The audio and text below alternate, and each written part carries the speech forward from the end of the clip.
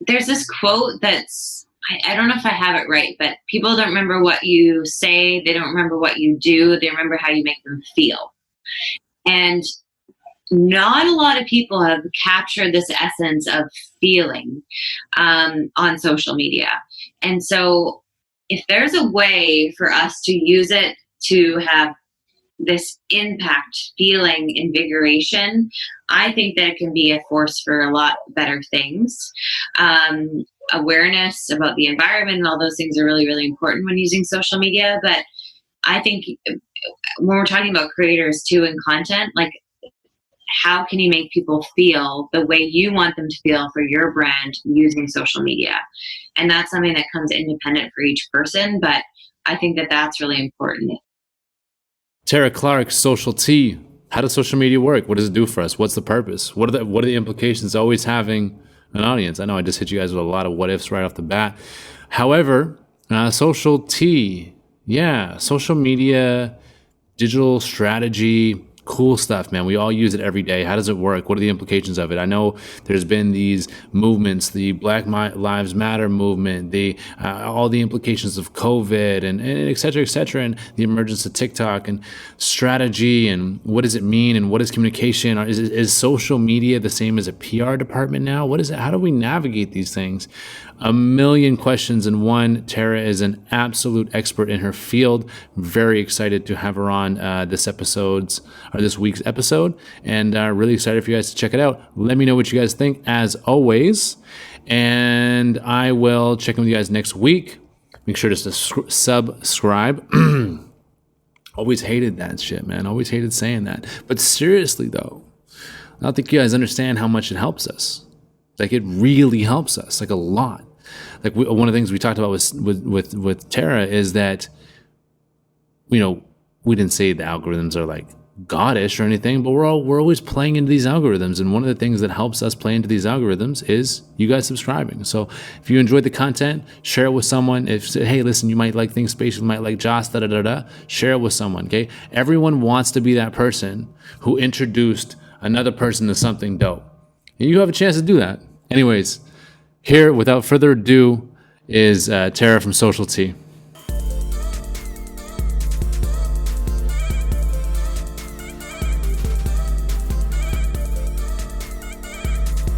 Tara, thank you for joining me here.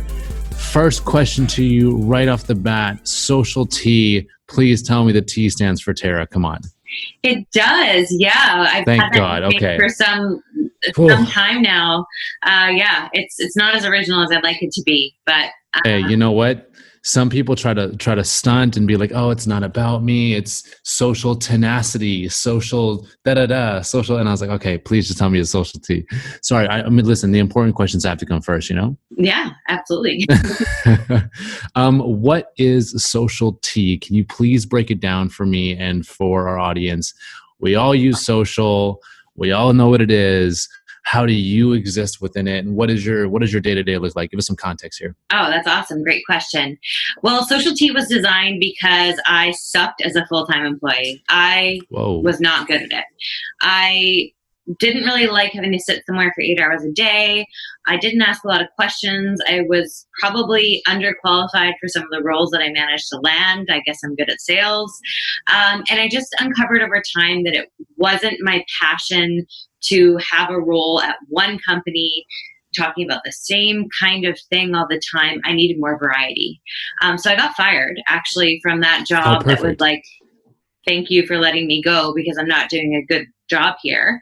And after my tears had dried, because it was still pretty traumatic, it is to get fired, I actually decided that if I was going to do something and get paid for it, I wanted to do something that was interesting and I could really invest the right amount of time into. And social media, this was back in 2010 when social media wasn't really being used at all. But in a lot of my marketing roles, it was the thing that businesses were most curious about. and I was getting asked about the most. So I decided to put an ad on Craigslist for a digital marketing strategist way back in 2010. And an hour later, I got my first client. And wow. It happened like that so naturally that I knew that that was a need to be filled, and it was at the forefront before it was going to be happening. So what I did at that point was I designed the ideal work that I wanted to do that didn't feel like work. So that was, choosing my own hours, working from anywhere in the world, developing that I could serve my clients, but also work at my best time when I produce the best work for people. And so Intro Today, I built out this amazing team who does things way better than I can. I've become an amazing delegator to be able to perform at my highest level in what we do at Social T, which is social media. So we do social media management, training, and strategy for businesses.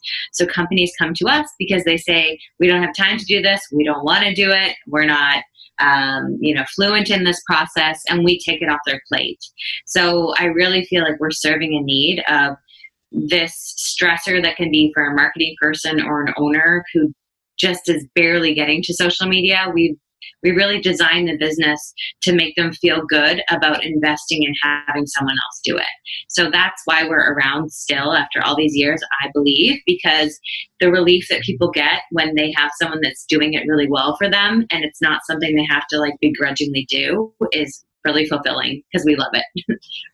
Oh my gosh. I have such resistance towards that entire realm. So it's applauding for you guys to do that, right? I mean, the amount of thought that goes into that, whether that's, again, you said the strategy and actually, okay, this is a tool. We're going to teach you how to use it. This is what the ROI could be. Here's advanced demographics, all the data that you pull from it. Okay, then what about the creative side? Or what about media buying? What it's like, oh my gosh, it is freaking exhausting.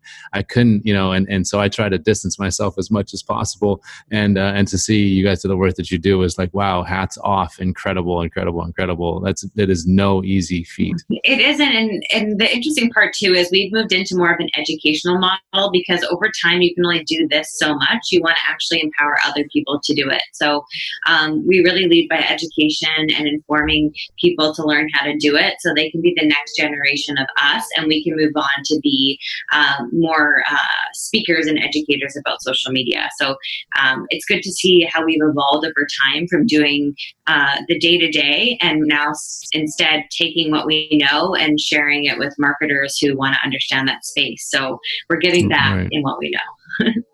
Taking it to the next level then. I mean, so how much of your time do you spend with clients versus doing speaking engagements versus, just kind of doing higher level tasks, if you will? Are you still really on the ground doing a ton of work?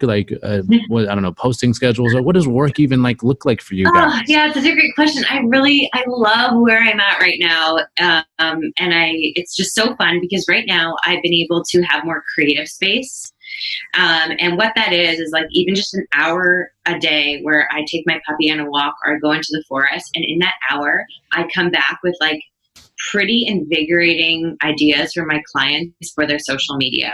And that's why I think they stay with us and come to us, is because it's not just putting a piece of content out. It's how we step that up with a creative edge or lens or nuance. And that is where I'm trying to spend more of my time. Given COVID, of course, that has to come up. We've been just really getting darn good at our own marketing too. We get a lot of kudos for our email newsletters and the information that we put out. So in recent weeks, I've been actually more interested in the data and the metrics behind why social media, to build some cases. So creativity and then inspiring through the data that we have and stats has been a really, really fun place for me to be, because I never had time before to read information. I was doing everything. But now I'm more creative. I'm more of a leader. And I think that helps in turn my team be very inspired to get stuff done.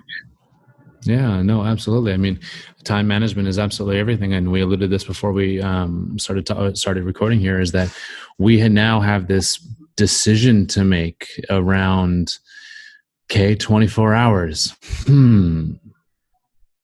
what does that mean? What did that used to mean to me? How am I habitually moving in ways that I don't need to habitually move anymore? Do I need to go to the office? Do I not need to go to the office? What are my needs for socialization? What are my needs for physical activity? What have been some of the takeaways for you over this time as you start to restructure and think about time in a different way? The number one thing that I realized is this time last year, I had no time and I was barely getting to anything. And when I did get to something, it was half of what like half-assed. It wasn't where it needed to be. So now we are just more strategic in how we use our time, how I use my time. I finally carved out like lunch breaks and things that are more simple. Whoa. But I realized that like, I just feel like time is something that I always hear about, like seniors. They say it's like not renewable. You're not going to get it back. And in this situation that we have, it's an opportunity for us to reanalyze where we work and if we want to wake up and go there when things get better again, what our purpose is our business going to work if we're an entrepreneur, is the job really where we want to be? We have been gifted with the time to think and absorb and not even react, because before I think everyone was reacting. They were just barely getting to things, right? But now we've been gifted with this time to just really look at where we are at and what we're doing and make a clearer path for that. A few of my clients that are entrepreneurs in the fitness and wellness space and hospitality space, like they had this instant, no one was coming to them anymore. Like they were going to their fitness classes, no one was staying at their B&B or their retreat. It just stopped. And what many of them have said when they've recovered from the feeling of that loss, it is a loss, and especially now that it's coming back, they said to me, I would have never given myself that pause ever. I would have never had the chance or the opportunity. And if I'm healthy and God forbid I didn't get COVID, or if you didn't get COVID, which is great, you have this ability to actually have this unplanned pause that hopefully people were able to feel a little liberated by, to make a change or adapt or see the light in a new way of what's to come, what opportunities can come out of this time we've been given that's unexpected.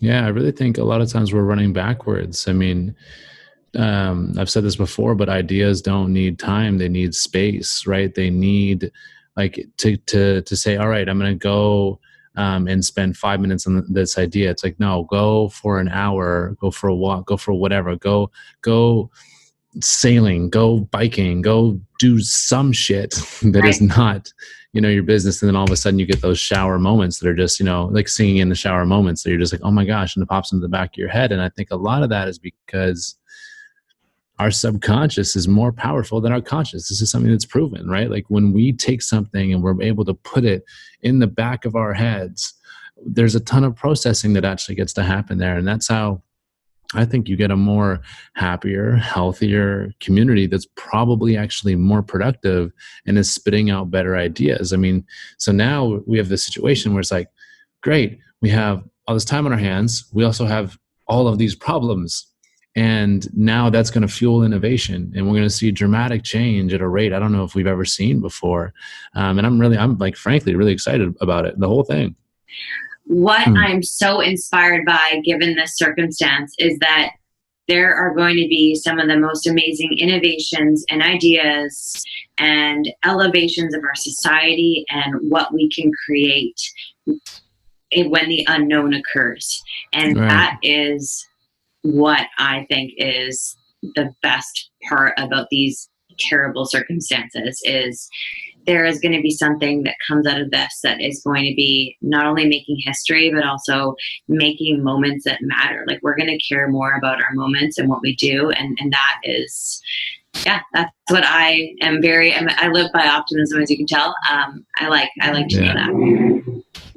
Yeah, I mean, it's the revolution will be televised. Holy shit. I mean, like everyone is now, there's these incredible moments and they're being documented in ways that they've never been documented before. I'm interested to hear from you actually. How do you think the social media landscape is changing? I know there's been like this introduction of TikTok and these different platforms are just moving in different ways. And for someone that's not really astute in the whole social media management world, that might be like, hey, what is going on? Like everyone's posting like black squares and then kids are dancing to weird music. And then I just want to read articles on LinkedIn, but what is going on? How is this all developing, moving, and growing? I think people, depending on the platform, are taking themselves a little less seriously, and they're taking off this perfect persona and being more real and authentic. So I've seen that happen more. There's less filters, there's less cautiousness of the image, and there's more transparency in the message. And I think that people are actually starting to read what you're putting out now. And so I think that that's one of the best parts that's happening on social media, is that authentic layer that I feel is coming out. Even TikTok, it's not easy. Like those videos take hours to create, and you have to really put yourself out there. And so I think that people are becoming more creative and more authentic, and that's what I'm inspired by when it comes to social media. And they're having a voice, and they're using it in hopefully the best way possible out there. But it was interesting when some of these movements occurred recently. As a company that manages social media for businesses, since they're social movements, where is a line that they get involved with communicating their view or stance on it? And that was something I've never dealt with before. So in social media in general, we're all navigating our position or our place or our support of different things. And I think that social media has shown its power of impact. Right. Yeah. I mean, wow, what a freaking time. So it's like, there's all this, I mean, things are heated. Like, let's not sugarcoat this in any way, shape, or form. Like if you make the right move or you make the wrong move, like there are repercussions of that, and cancel culture is real. So how have you and your team navigated making huge, not just social media decisions, now business decisions? Do I post a black square? Do I not? Do I share my plan on how we're going to make sure these marginalized communities are addressed, and how do we integrate, et cetera, et cetera? And it's like, well, they turn to you and they go, what should we post on social? When that one post, those two posts, whatever it is, that's not a social thing. That's a business decision. Are you having any of those conversations? There was a way that I defined it best to our clients, and since we deal with their corporate accounts, I let them know that we gave them a few options. It's a very sensitive, situation. You want to be cautious of it. But I mentioned to them that if you as an individual on your own LinkedIn or your own personal presence feel like posting about this, I highly encourage you to, from your personal view, because that matters. When an individual stands behind their stance on a situation, I really encourage them to stand up and stand out as an individual. Because as a company, it's very much what you should do, but I think we needed to hear from the people in particular. It was an even more sensitive topic for me when it came to my team, because I wanted to let them know that if a client chose not to take action or say something, it wasn't a reflection. We shouldn't look at them differently because they didn't feel corporately it was appropriate. So that was an interesting state to navigate with my team. But it was really emotional because some of my team was directly impacted by these movements. And I actually took the time to be more informed about what I could do to support them, because I care about my team really. So I can't really answer that question specifically because it's so, I don't know, it just hit my heart in a lot of ways. Because I had never had to have that position of saying, do you want to make a stance and put them in public about this? Because it became this line between PR and social media. And I've never been so clearly kind of blended into the PR field, because that's not really what we do. We amplify what the PR people share with us to share. And it was the first time where social media was actually the PR arm. It was the message delivery method, and the way that people were going to communicate how they felt. It wasn't really something that went out as much in a news piece that we would then share. So it was kind of cool, actually, to be at the forefront of power with communicating the message. So that's something I've learned, and will take a lot of my experience from that into future opportunities, and to really understand the power of the voice that we have through social. Do you think that there's actually a convergence of social media and public relations? Like in the past, those have been very separate departments. One of those departments didn't even exist, and now it seems like they're actually completely merging into one because our touch points they're so close in proximity. Where it seems like it doesn't actually make sense to have a social media arm talk to your PR arm. It makes far more sense to merge them together. Maybe that's just me thinking out loud. In my experience, we have complemented a PR company where they are really great at pitching and getting the message landed in the media or on TV or whatever it is, and we amplify it. And so in that way, we've collaborated very well with PR companies and had a very defined line, but with support of a shared client. So it's been different for us, but I am finding, like, in the competitive realm of my business and what we do, why wouldn't a PR company do social media and keep it within their business? Right. So I don't blame them for doing that, for sure. And that's definitely been the biggest challenge for me as an entrepreneur, as a business owner, is, yeah, they did figure out that they can make the message happen and be the amplifiers. So it really, it's something that we often have to find out the partners that like to stay in their wheelhouse of PR and get support from us, or know that sometimes we're going to be up against, or what's the word, in the ranking or in the running for a project with a company that can do both PR and social, because we do not. We really stay in our wheelhouse. Right. So yeah, it is a very interesting thing. We actually wrote a blog post today about earned versus owned versus paid media, and it answered every question that I get asked all the time. You guys don't run ads. Like, they're so different, but they're complementary. And it becomes a lot of people in a team in the media landscape. But that piece of content was so helpful to so many people because it finally, in a very clear, concise, short way, made sense of where we stand and how we bound together to support a client together. Okay, so you said owned versus paid owned, versus earned, what? And paid. So paid is when you advertise. Yeah, paid is when you advertise online. Earned is when you pitch to the media, and owned is when I manage my own social media account, and that's mine. I've created it for my business, in a nutshell, in a very got it. Yeah, got it. Okay, cool. Like I said, so it, on one sense, I'm like, it makes sense for a PR firm and a social media firm to come together. On the other sense, it's like, dude, social is so all encompassing. It's insane. Like, back in the day, you used to have, like, your radio division, your TV division, your newspaper division. And now we've just lumped it all into one. And like each of those divisions would have separate budgets.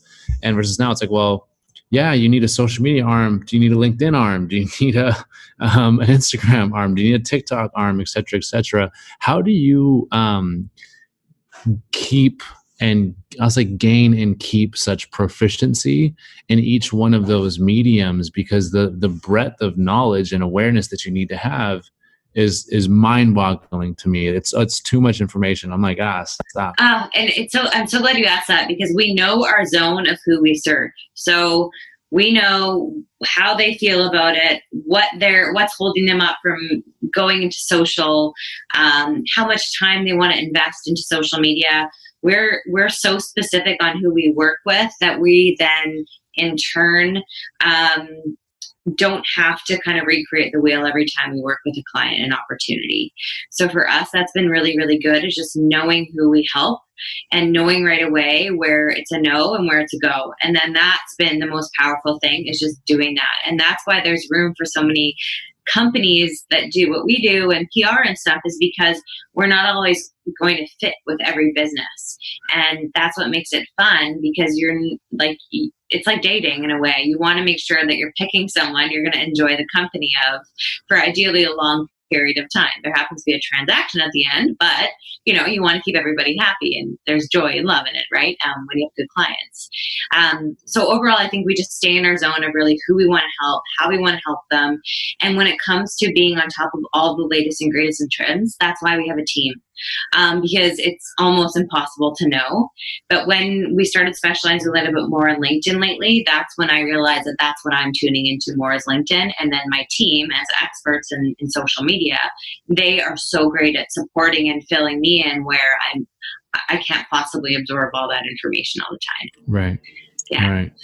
Yeah. So what do you now with these social movements and now just like with the role of social media now, what is the tool, like what is the utility of social? What are clients hiring you to do? What is the purpose? Like I go on my feeds and I'm like, what's the point? Are we just doing brand awareness? Are we trying to get out opinions? All these opinions are kind of bland. No one really wants to go out on a limb.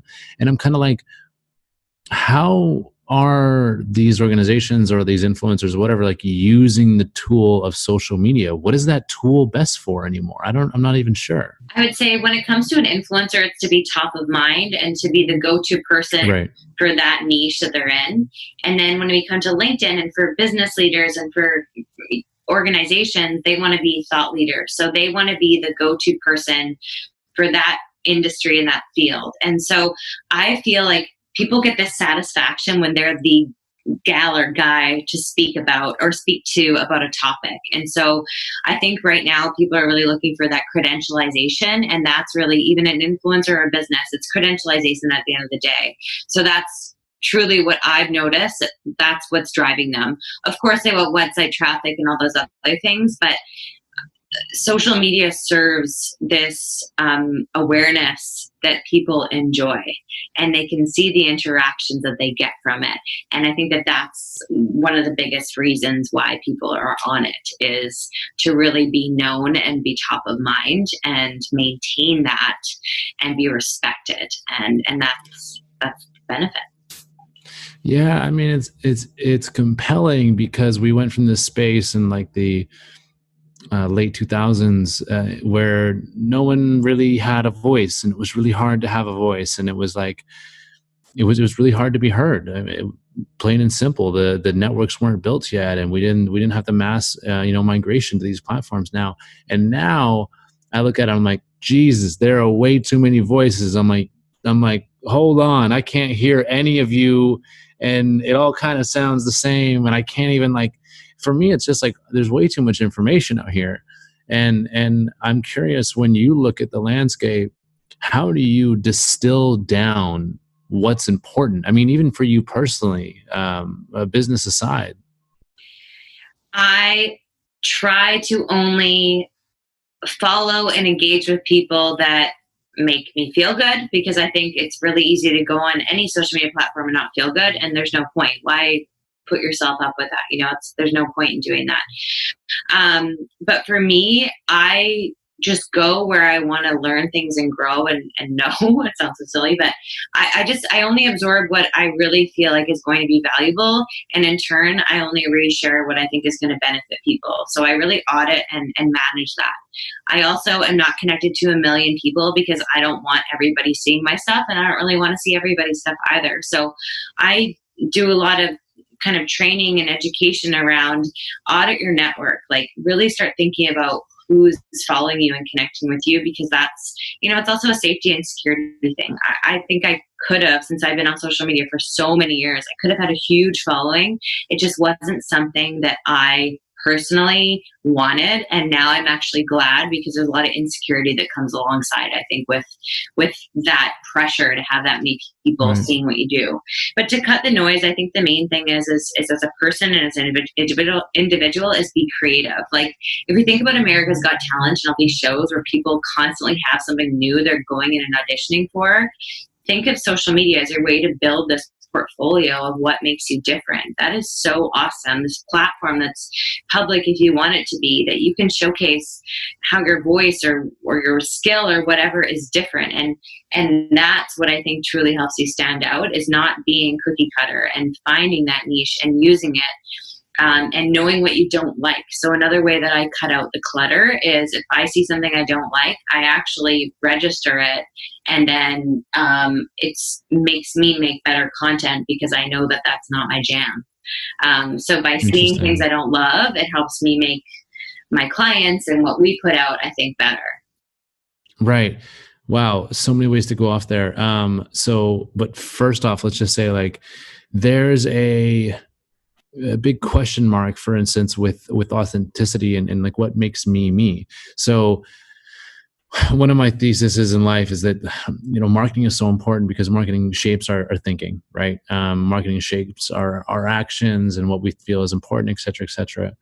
And I think we're in a spot now where we're so hyper marketed to, where it's really, really hard to have original thought. It's really, really hard to go just even hold up a mirror and go, okay, wait, which part of this is me and which part of this is what I think is cool and which part of this is I'm being sold to, and like what? And so do you have any advice for people out there that, say, all right, I'm going to go be me, and me is mad booty pics. And you're like, I don't think that's you. Like, how do you find yourself, find an identity, find a way to be creative, find something that resembles the essence of you? Because that shit is hard. I think when you put pressure around how am I going to be unique and different, it becomes very, very difficult. I think because I have an agency and have such a variety of clients, I'm constantly having to think about an insurance company, a yoga business, an accountant, a food brand. Like it ignites a lot of innovation for them. But I think everyone's uniquely individual in ways they didn't realize. And it's hard to pinpoint the answer to that. I don't know. I think that's the problem. Is people think too much about it and they're too worried about what they put out. And in turn, it's actually inauthentic. And one of my favorite accounts is just so simple. It's influencers in the wild. And it's people capturing influencers on the street. I'm sure you've seen it. They went from 0 to 3 million followers in no time. But all those people that are getting filmed by the person that's posted it are doing the same thing. They're actually not very creative. They're doing a video on TikTok that they're recreating that someone else has done. I don't even go on TikTok as much anymore because everyone's just doing the same thing.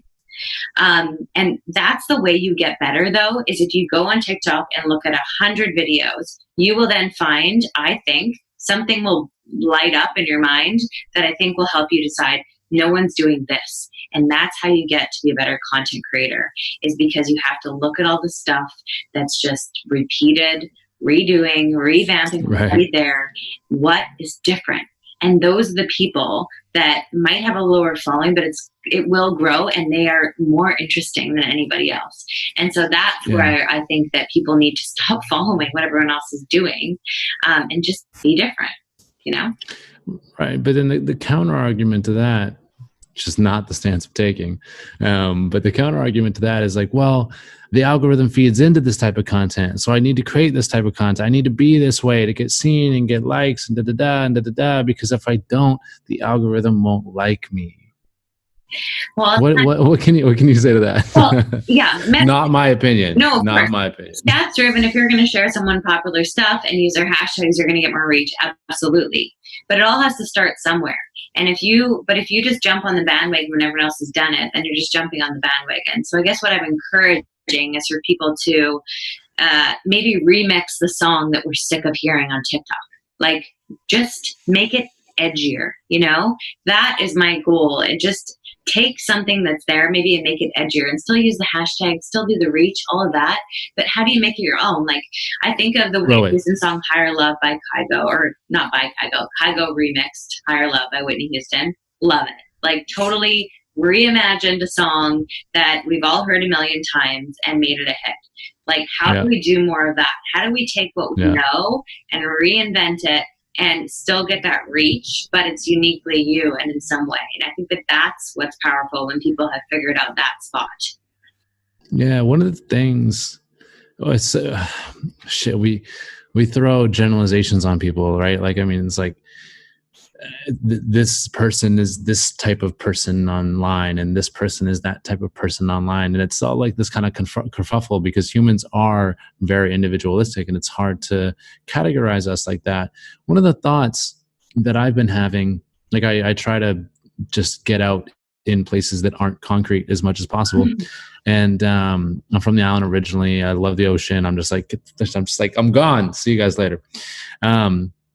And one of the thoughts I had while I was just completely gone at a cell service one weekend was, man, how can I, rather than doing what you're talking about, meaning like surveying the landscape. Okay, so this is kind of what's going on. This is kind of what people are liking. There's these remixes and this style of content and da da da da.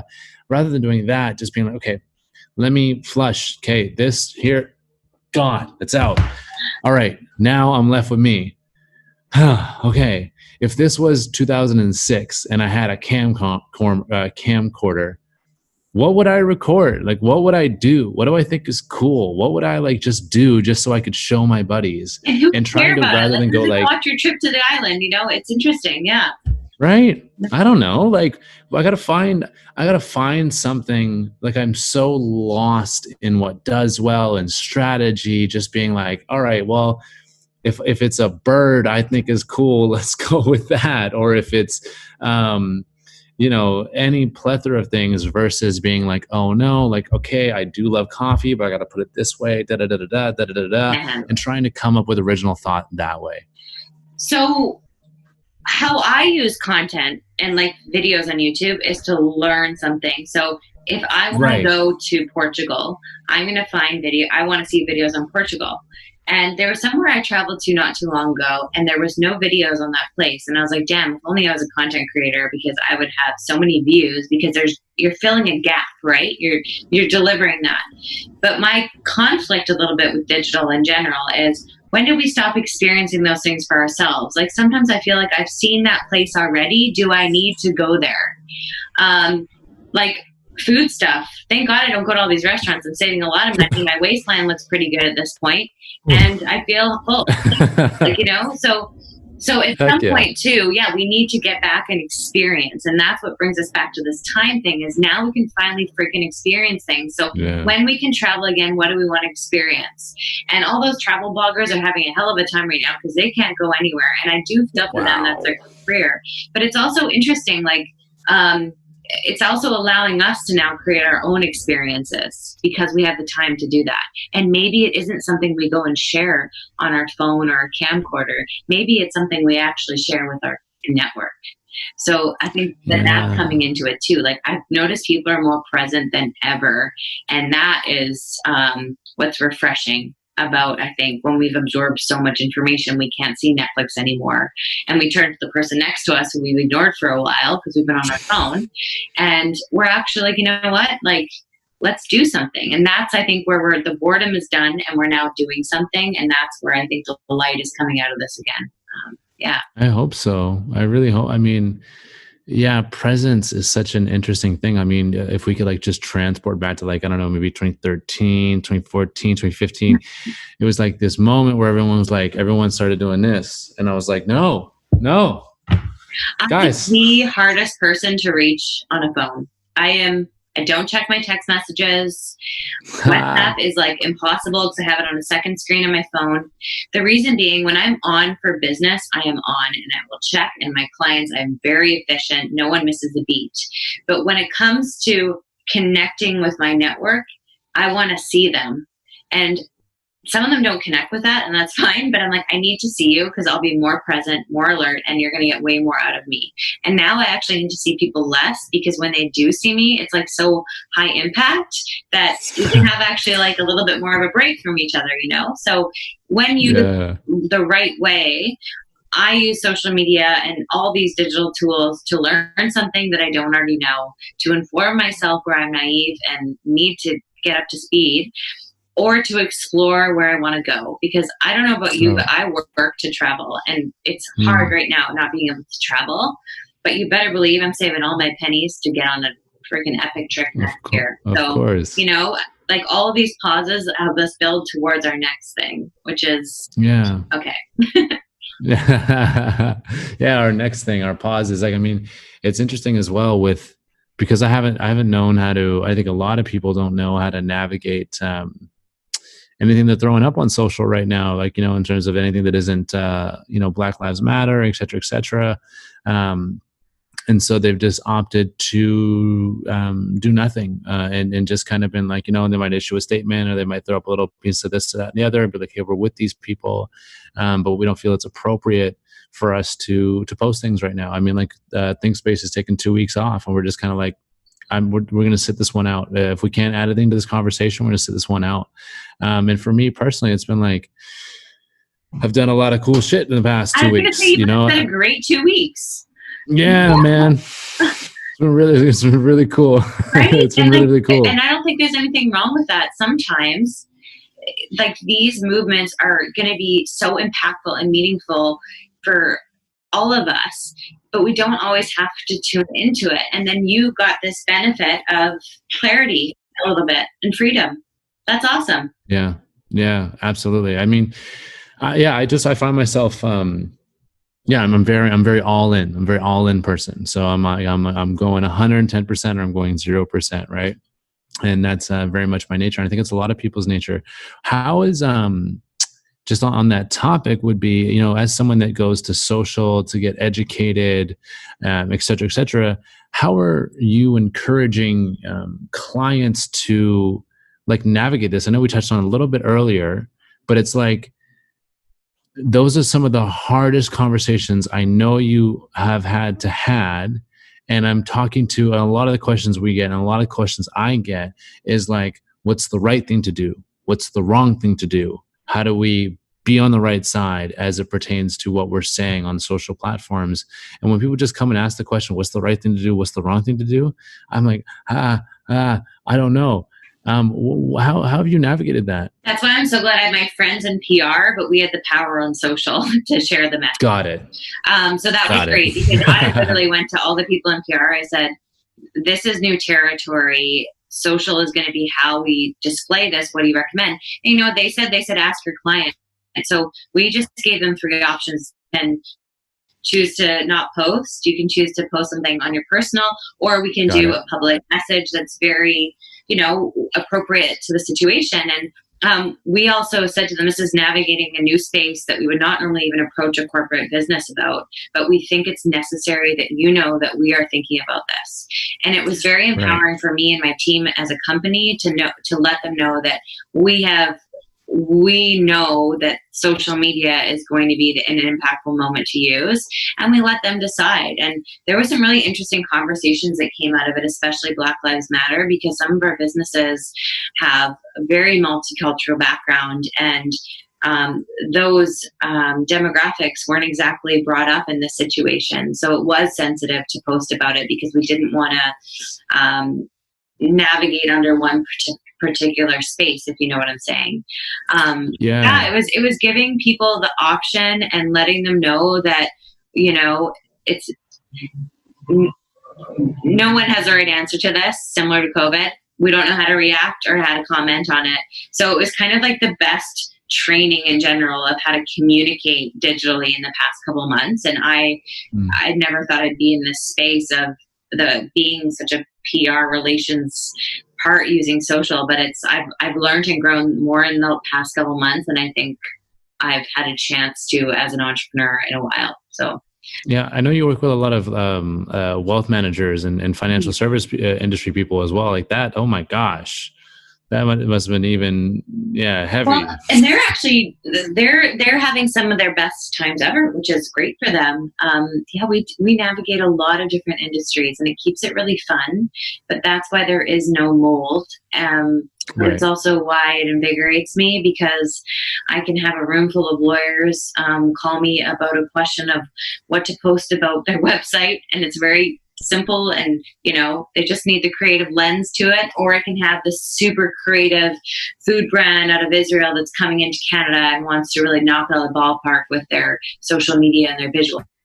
Like, it's so fun. And I have said to people, if you work in an agency, especially a small one like ours, balancing a lot of things and knowing how to react in the best way and have fun with it is a talent for sure. It doesn't come naturally at all. Yeah, totally. I want to switch gears a little bit here, and because we've talked so much about like the client side and whatnot, I know that you work a lot. Well, I mean, I actually don't know how much you dive in with directly, but with creatives. And I know we spoke on it a little bit earlier, but I'm curious from your perspective personally. I know you said, around how like actually creating content and being creative with it. And there's all of these creative trends that pop up, whether it's using these filters, whether it's this style of shooting, whether it's this type of content, whether it's this style from this decade. And I was wondering, just like on a broad base, because there's so many creatives that listen to this podcast, do you have any tips for creatives as it pertains to creating content that actually works and actually converts, and any types of advice in terms of just like go this direction, stop thinking about that direction? In my opinion, my favorite form of content is the making of. And I love seeing not just the perfect, it's on a wall piece of art, but the process. And I think if we can start sharing our process and the details of how things come to be created, that's cool. So for me, that's what I really encourage people to do is to talk a little bit more about that. Sourcing materials, do you use an iPad or do you paint it? All these different pieces. I really feel like for creatives, if you can start to open people up to the amount of energy it takes to plan and create something and educate people on that, they will then pay a premium, I feel, for it. Because now they understand a little bit more about the work that goes into something that seemingly to them looks like, a painting. But people that don't know art don't know how long it takes. And it's similar to what we do. Like, we're creatives in that way, and that people might say, oh, you just put stuff up on social media. There is a huge process of time and research and algorithms to put that piece out there and then make sure it gets traction. And similar to creatives, like if you've done a stellar choreography or help transform someone's body, if you're a fitness instructor, how did people get there? It doesn't just happen. And that's what gives you content for a long time, is the creation and getting people really consumed by your process. Yeah, I really encourage that. For me, that's very, very interesting. I love it. No, I mean, it's more fun too. It seems more fun. I feel like it comes from a more positive, more playful place. You said about putting a piece of content out and making sure it gets traction. Because again, I'm a big believer in, like, when we look at businesses or any systems in general, like they're value delivery systems. That's what they are at their core fundamental basis.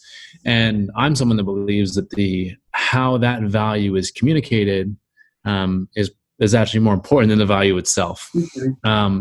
And so for instance, I mean, you can use any example that you like, but what is it that makes good communication of value? Another way I could word that is, what is it that makes content get traction?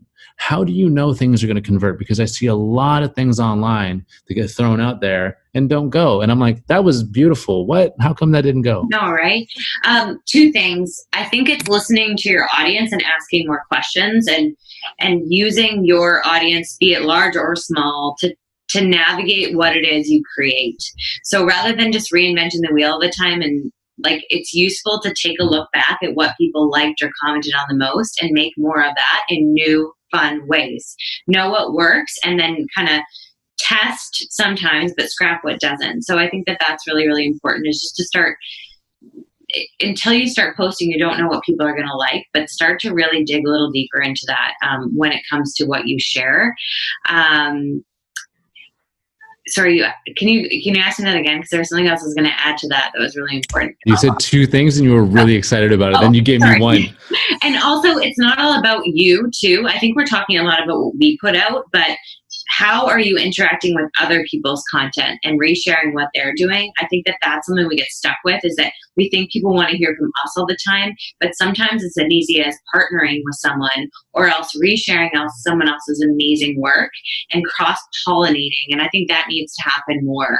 Is that, I know collaboration is a bit of an overused word, but how are you aligning with complementary creator? So for example, you're an artist or a fitness instructor and you find this killer DJ, and that DJ makes music specific to that piece of art or that routine that you've done. that's a freaking cool cross collaboration. You're not using a song that everyone knows and resonates with, but you could make that song and that piece of art or that routine resonate with people. That's how stuff grows and evolves and goes viral, is because someone thought of, okay, well, how do I take what I'm doing and collab and make it happen more? So I think that's cool, and it allows you to be really vulnerable by reaching up to someone and saying, hey, I have this idea. Let's brainstorm it. And I don't have that often. I think that's why I love working with PR companies, is because sometimes they think of something, sometimes I do, but at the end we need the team to make it happen, and it's always so much better than it could have been with us alone. And especially if you're a creative and a creator, you have, like, think about the senses. Build on the senses: seeing, hearing, feeling, tasting. How do you blend those together and start to create more experiential social media? And that's what TikTok is kind of tapped into, but I think there's more to it that you can do. Cool. Yeah. Experiential content. Ooh, juicy. I'm into it. I like it. Cool. I'm going to marinate on that a little bit. What does it mean now that everyone has an audience and everyone is now part of an audience? And I didn't actually know what that question meant. Threw it out. I thought that I would throw it out to you anyways, because I think there are definitely repercussions of everyone having an audience now. Like, what does that mean for us? Like, what does that mean for our society? And I know it's kind of that weird, esoteric, high-level question, but I'm interested to throw it to you. I might be really wrong, but I think a lot of people are going to leave social media, and in turn, the best people are going to stand out. Or, I think it's like the cleansing that we all need. It's like the digital cleanse. Great if a lot of people tune off of social media. It's like here's the best way to describe it. Sorry, and the bells are going off because it's 7:00. You're fine. Oh yeah, hey. It's like everyone's unsubscribing to email newsletters right now, right? Like, right. Totally unsubscribing. There's just too many. You're getting too many in your inbox. Social media, I think, is going to have that wave as well, where people are just going to reinterpret their need of being on it. But that wave of people leaving allows for, I think, the best people to stand out and use it again. So it's an opportunity, I think, if you decide to leave it, because you might find another outlet that's good for you. But I think what they're saying in this case is that, yeah, everyone does go on Instagram and social media, and usually it's to watch other people. And they might not be the people that stand out, but they're going to be on there wanting to consume what a singer is doing or what their ex-boyfriend's doing. So social media fills that need of the tuning into what people are up to, and I think that's the negative side of it as well. But if it's not making you feel good, then don't go on it, I think, or just really customize what you're seeing on social media to really use it better. I don't know if I answered your question. I can see where they're going with that. But yeah, we have the power. Anybody can create anything they want. I just say, for you as an individual, create something that matters and that's meaningful. And if you're going to go on it, just give people likes. Those ghosts that don't like anything, just please like it. That's one of my Show some love. Show some love. Long story short, show some love. No, I love it. As we wrap up here, one of the things I wanted to make sure I touch on with you is that I have this question of, so there's two questions, and one we already answered a little bit. Okay, where's this go? Where's this go from here? How does content grow? Okay, cool. Now, how does this grow in a way that's healthy? Like, what is best case scenario for these platforms? Like, what should happen? I know should is a dangerous word, but it's like, in your view, how does this all grow so the world's a better place, so we're healthier humans, so we, our mental health is taken care of? How does this grow in a good way? There's this quote that's, I don't know if I have it right, but people don't remember what you say, they don't remember what you do, they remember how you make them feel. Right. And not a lot of people have captured this essence of feeling on social media. And so if there's a way for us to use it to have this impact, feeling, invigoration, I think that it can be a force for a lot better things. Awareness about the environment and all those things are really, really important when using social media. But I think when we're talking about creators too and content, like, how can you make people feel the way you want them to feel for your brand using social media? And that's something that comes independent for each person, but I think that that's really important. Social media at the end of the day is what blogging used to be. It's a platform to share your message. And we want more people to be on it so that we selfishly can get more people following and engaging with our content. So in a way, we're serving each other. But what you put out and how you say it and the way in which people receive it, I think, is what people need to be a bit more careful about it. And I did a TEDx talk all about this. Like, it's really like, think before you share, and who really cares about what you're putting out. And if we can do that a little bit more, then maybe when we do go on it, it's more meaningful.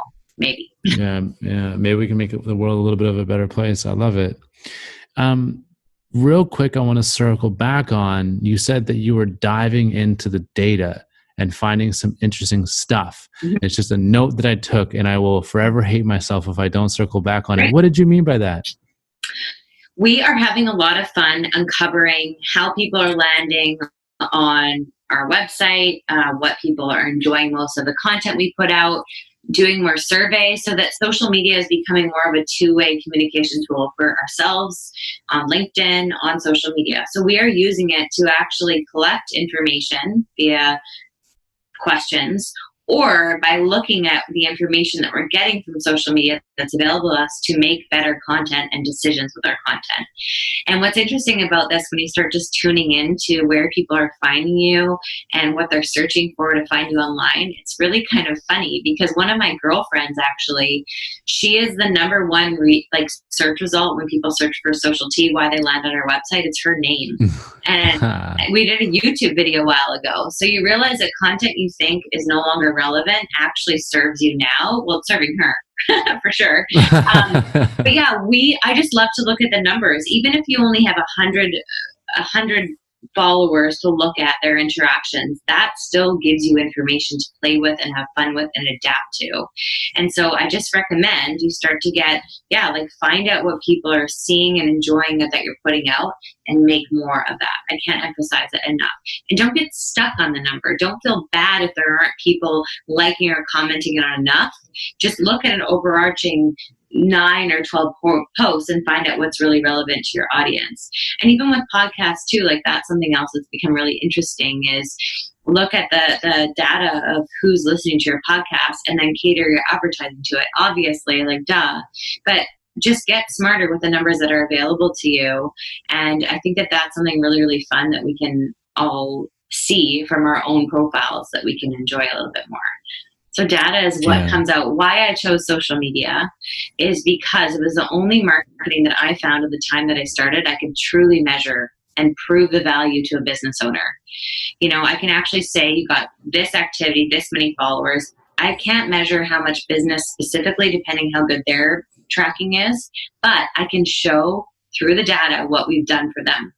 And that, to me, is an impactful part of why it's good, especially for businesses that want to know what they're investing in. Yeah, no, totally. It's one of the most frustrating things about traditional media. It's like, we get pitched things all the time. Like, I had a radio company come in to my other business and say, hey, we want to run this thing, and this is how much it's going to run, and this is how much it's going to cost, and this is what it's going to sound like. And you're like, cool, like, what are the impressions? Like, what are your conversion rates, etc. Like, well, there's no data on any of that. And so you're like, well, how do you know what any of this is worth?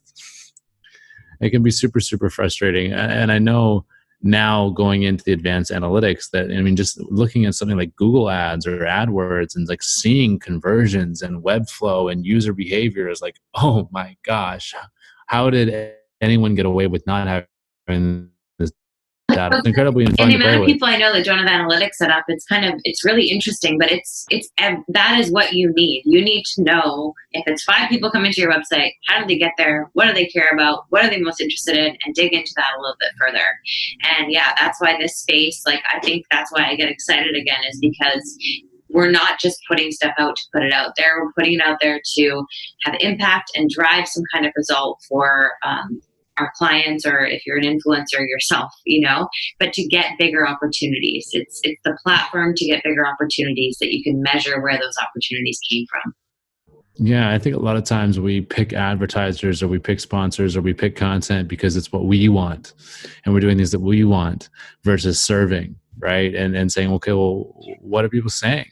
Why does this matter? Do people care? Well, wasn't it Seth Rogen was he the guy that always had the squatty potty ads? Was that him? Yeah.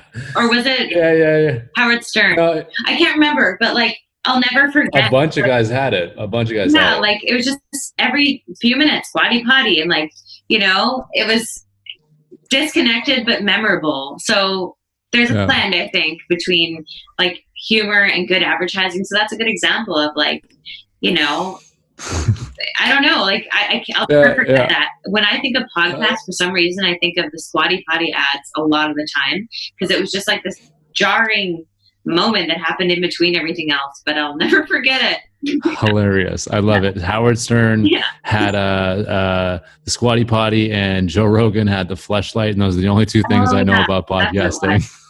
It's good times. Yeah. Good times. It's getting late here. As we wrap, one of the questions that I'm ending podcasts with these days is, amongst everything, the time and the space that you're now allowed through COVID and through everything that's happening in the world, what are you pondering now?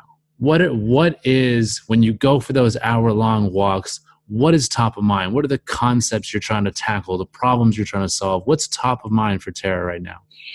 It's serving other people and giving them opportunities. So for me, when I go on a run, I'm thinking about it sounds so funny. It actually really is what I do.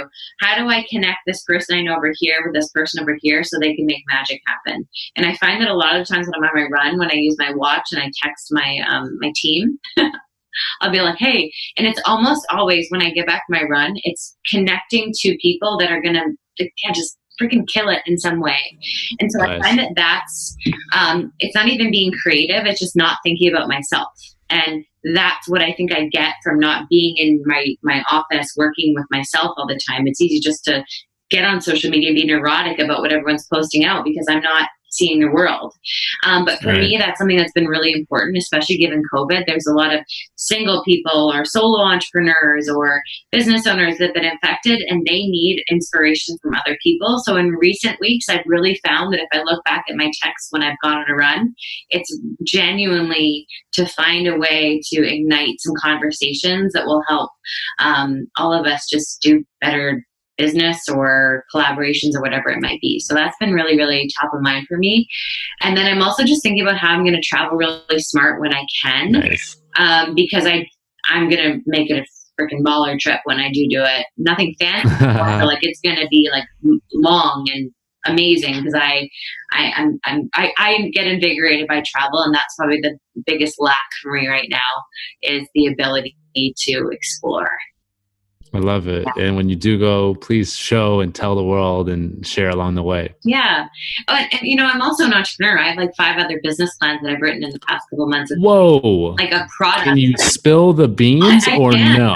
I do service marketing and stuff, but I have products I want to create and, I test them to my friends the other day who are branding and creative agencies, and some of them have legs, I think, but that's what's fun. It just bring up the cliffhanger. To think the cliffhanger. If Facebook is gone tomorrow, what would I do? And that's why I love being an entrepreneur, because I'm a very good. I love the idea of risk and reward and change and adapting, and that's what I inspire everyone to do is to, just kind of always have that little spark that you can turn to when you need to reinvent the wheel a little bit. I love it. Amazing. Tara, is there anything that you want to share with the world? Anything that's still top of mind? Anything that we can just get off your mind, off your plate? Maybe one of your future business plans. I'm not putting something in your mouth, but I'm just saying. Well, one of them is actually, I can share this because I'm kind of doing it anyways. It's actually a business called In Other Words. And what I noticed when I was traveling is that a lot of businesses have menus on the restaurant, or signs that are trying to be written in English and it doesn't translate well. And so a lot of companies over time have just naturally come to me as a writer to make their content more impactful.